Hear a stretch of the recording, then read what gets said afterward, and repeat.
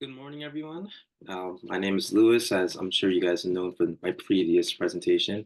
And today I'll be doing a case study regarding a company we all love and adore, Apple. So without further ado, let's begin. So let's start off with a brief overview of Apple.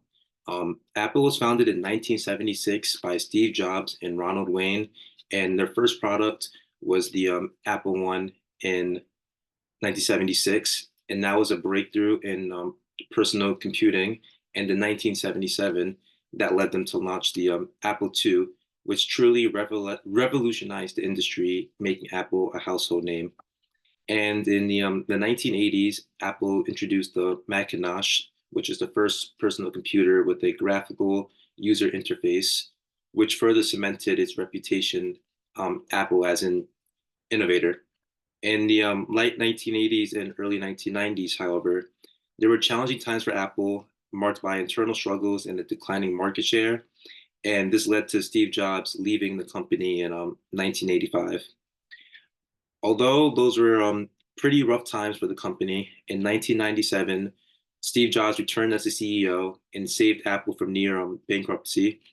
And he also led the charge and spearheaded in products such as the Mac, the iPhone, the iPad, and the iPod. So yeah, under Jobs' leadership, Apple became synonymous with its innovation, design, and excellence, and a unique brand identity. So that was a brief overview on Apple. Now I want to discuss more about Steve Jobs' legacy and impact. So Steve Jobs was more than just the CEO. He was a visionary who profoundly shaped Apple identity and culture. And Jobs is known for his relentless pursuit of perfection, his attention to detail, and his ability to foresee consumer needs before they even knew what they wanted. So, under his leadership, Apple didn't just create products, it created categories such as the smartphone with the iPad or excuse me, smartphone with the iPhone and the tablet with the iPad. And Jobs' influence extended beyond product design due to its company's brand and culture. Apple became known for its think different ethos, excuse me, which empathized innovation, creativity, and breaking the mold. And this culture attracted top talent and fostered a sense of mission among its Apple's employees, which who were motivated to push the boundaries of technology and design. And yeah, however, Jobs' leadership style was also demanding and it was sometimes controversial.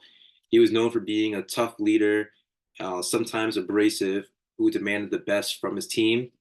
And yeah, when Jobs passed away in 2011, however, there were concerns about whether Apple can maintain its innovative edge and unique culture without his intense guidance. So, with that being said, we bring in Tim Cook.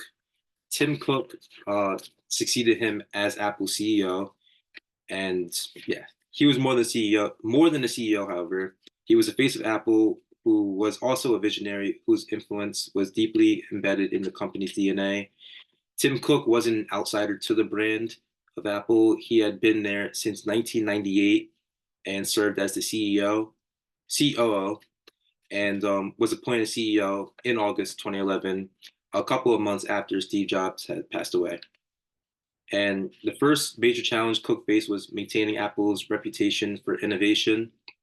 The world was really watching to see what and if Apple could still um, continue to produce the groundbreaking technology and just many devices that they created under Steve Jobs' leadership.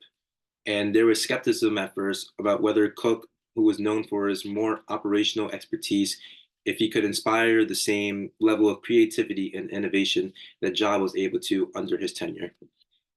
This challenge was compounded by the fact that Apple's competitors were also rapidly catching up. So those were companies such as Google and Samsung, who were aggressively pushing the boundaries of technology, especially in the smartphone market.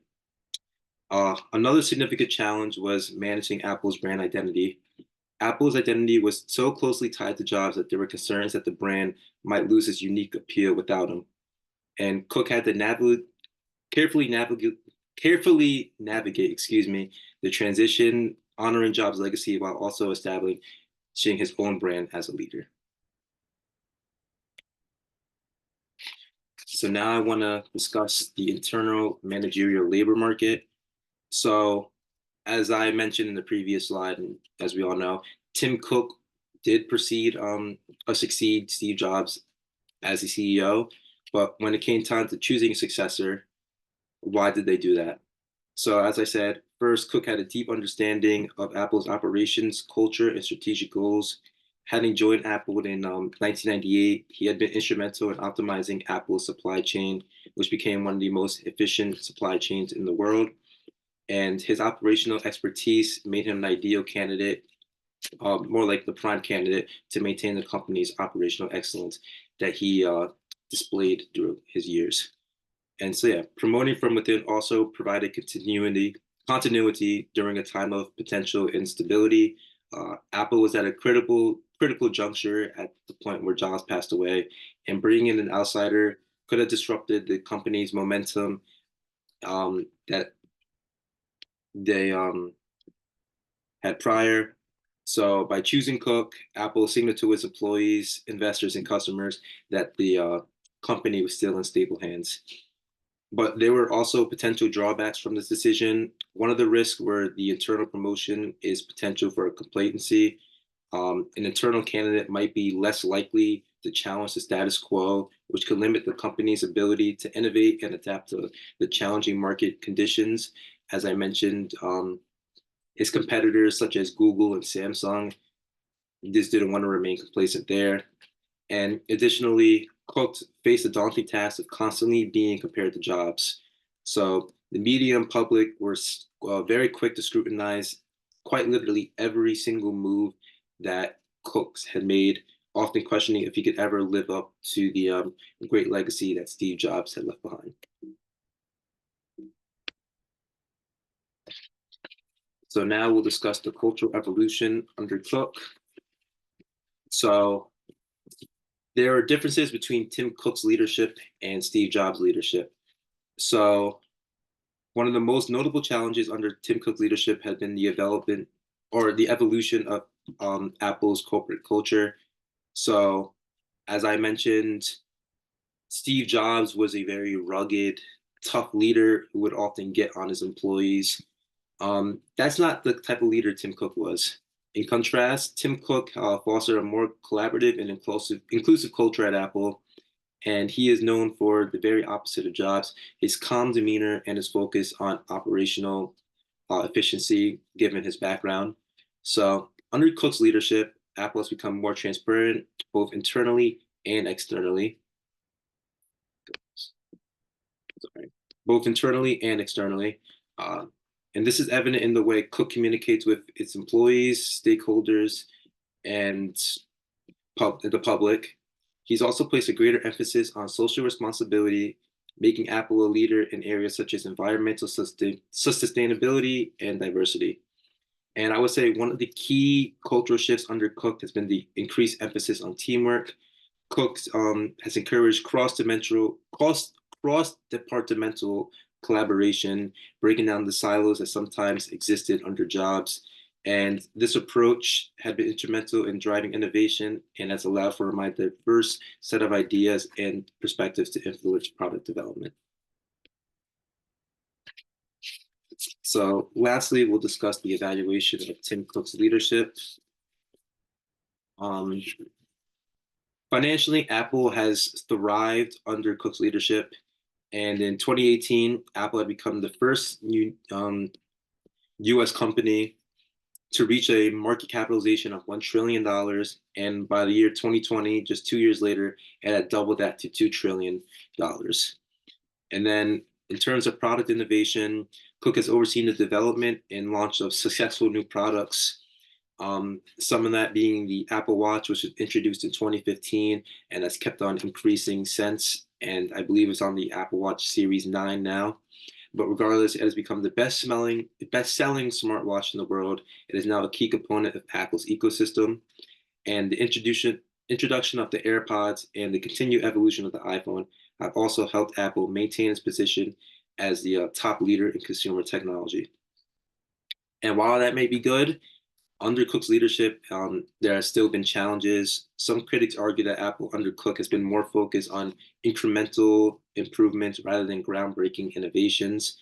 And while products like the Apple Watch and AirPod have been successful, they have not been the same transformative impact as the iPhone or the iPad under Steve Jobs' tenure. And there's also a perception that Apple has become more focused on maximizing profits rather than pushing the boundaries of technology that can be made available to its everyday consumers. I would say, despite these criticisms, Cook has demonstrated a strong ability to adapt to the changing market conditions and guide Apple through significant challenges. He has successfully navigated the company through the transition to its new 5G technology, which expanded Apple's presence in the emerging markets and managed the impact of global supply chain distributions. So, to wrap up, I have a couple discussion questions. The first one is, what do you think are the long-term implications of the leadership challenges at Apple, and how might Cook's approach influence the company's future? And the second question, how should Apple continue to innovate under Cook's leadership to stay ahead in the competitive tech industry? And that is all that I have. Thank you for tuning to my presentation.